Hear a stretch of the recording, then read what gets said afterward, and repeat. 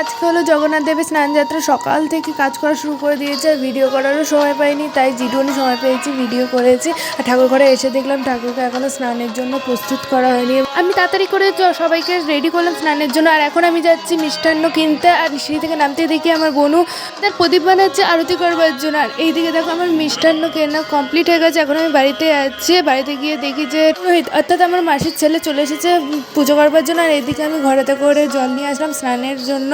তোমরা কিন্তু অবশ্যই বলবে যে আমার জগন্নাথ দেব, বলরাম, সুভদ্রা এবং গোপালের জামাগুলো কেমন হয়েছে। আমার নিজের হাতে তৈরি করেছে। আমাদের আরতি পর্ব শুরু হয়ে গেছে। এরপর আঙুর ফলের মালা পরিয়ে দেওয়া হবে এবং তারপর বিভিন্ন রকম জল দিয়ে স্নান করানো হবে।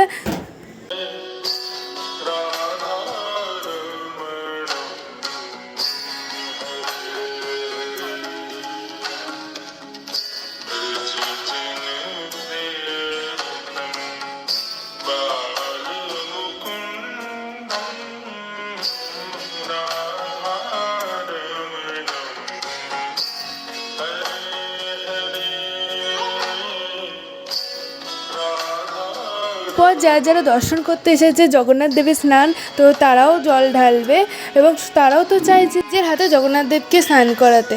আমি জানি না অনেক জায়গায় আছে যে মহিলা নাকি স্নান করাতে পারে না, কিন্তু আমার কাছে ভক্তির কোনো বাদ বিচার হয় না। তো আমি সবাইকে দিয়ে স্নান করালাম। আমার মনে হয় যে ভক্তরা যাতে সন্তুষ্ট হয়, ভগবান তাতেই সন্তুষ্ট হয়। তো সেই জন্য ভক্তদের মনস্কামনাটা পূরণ করা উচিত সবারই।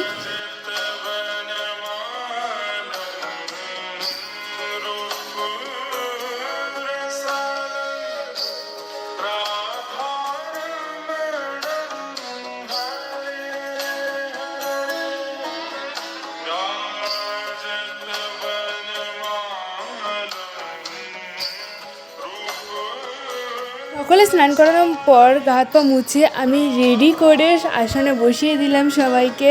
আর দেখো আমাদের সিংহাসনটা কত ভালো লাগছে আর কত উজ্জ্বল লাগছে। তারপরে শুরু হয়ে গেল আমাদের প্রসাদ তৈরি করার পর্ব, কেননা সন্ধ্যেবেলা সবাই আসবে প্রসাদ নিতে। আর আমার এটা খুব জেনে ভালো লাগলো যে যাদেরকে আমরা ইনভাইট করতে পারিনি তারাও এসেছে, যাদেরকে ইনভাইট করেছি তারাও এসেছে। আর নেই করে এপাড়া ওপাড়া থেকে অনেক কেউ এসেছে যারা ইনভাইট করা হয়নি বা আমরা পারিনি। এটা ভগবানের প্রসাদ, তো এটা ইনভাইট করতে লাগে না। যাই হোক, তো আজকের মতন এখানেই আমি শেষ করছি। নেক্সট ব্লগে দেখা হবে। আমার এই ব্লগটা ভালো লাগে তাহলে প্লিজ প্লিজ প্লিজ সাবস্ক্রাইব আর লাইক করে দিও।